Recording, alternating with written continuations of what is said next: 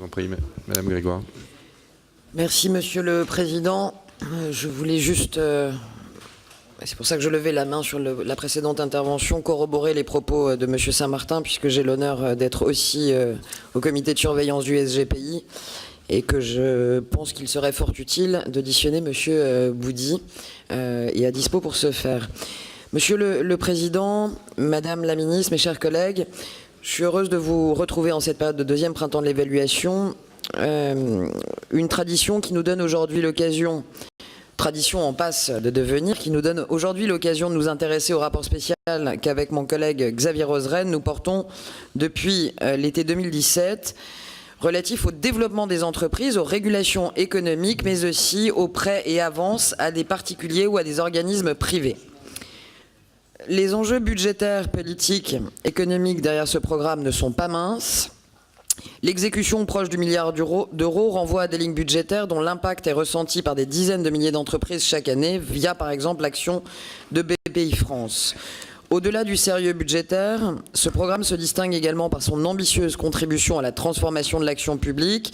Un exemple emblématique, celui de la Direction générale des entreprises.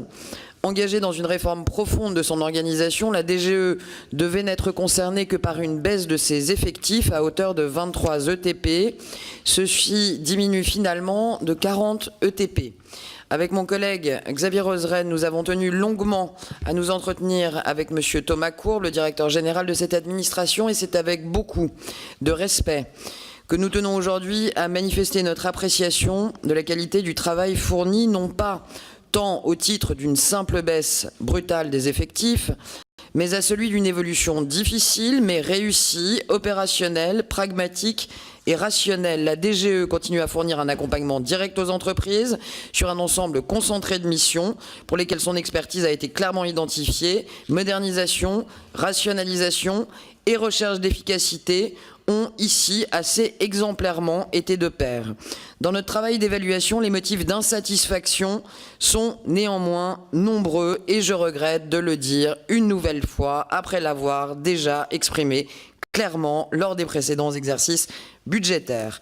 D'abord, et malgré tous les efforts entrepris, l'architecture du programme 134 reste illisible. Ces 13 actions donnent une vision tronquée de l'effort public pour les entreprises, alors qu'elles financent des politiques aussi diverses que l'artisanat, le tourisme, l'économie sociale et solidaire, la protection du consommateur. Elles laissent cependant de côté un ensemble d'acteurs essentiels, par exemple les chambres consulaires, ainsi qu'une partie du soutien à l'innovation partagée avec d'autres programmes. Elles n'abordent pas l'idée d'articulation entre aide nationale, par exemple, et aide locale. Des responsabilités diluées, une évaluation très difficile, un risque de doublon dans une intervention publique au crédit éclaté. Sur ces questions, la Cour des comptes parle d'une démarche de performance très confuse. Nous aimerions ici avoir votre avis, Madame la Ministre, et vous entendre sur les efforts supplémentaires qui pourraient être entrepris. Et dans la même veine, la question de l'évaluation des dépenses fiscales nous tient particulièrement à cœur, et vous le savez, c'est là que l'on retrouve l'essentiel du soutien public aux entreprises, mais aussi là qu'on voit les plus grandes failles de son évaluation. 77 niches rattachées au programme 134 pour un montant de 28,5 milliards d'euros. L'essentiel est bien sûr lié au CICE, chiffré à 20,1 milliards, mais les 8,4 milliards restants comprennent des mesures qui correspondent à des finalités diverses, pléthoriques, pour ne pas dire parfois redondantes.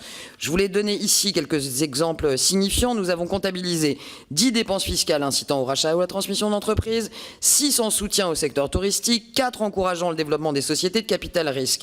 Parmi celles-ci, beaucoup ne sont pas chiffrées, 27 en tout. Ces lacunes dans le pilotage des dispositifs interpellent. Le constat est le même année après année, rapport après rapport, malgré nos rapports spéciaux et malgré ce printemps de l'évaluation.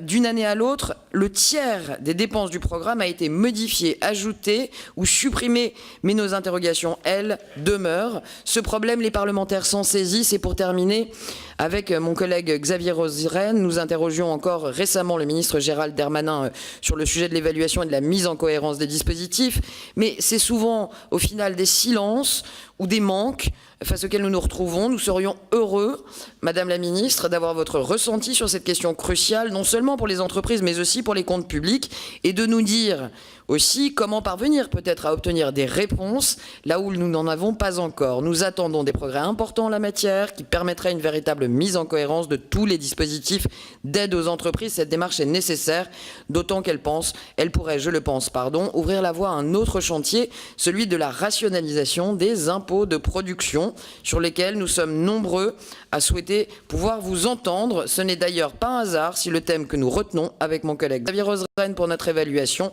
est celui de l'industrie. Je lui cède d'ailleurs la parole pour l'aborder en détail.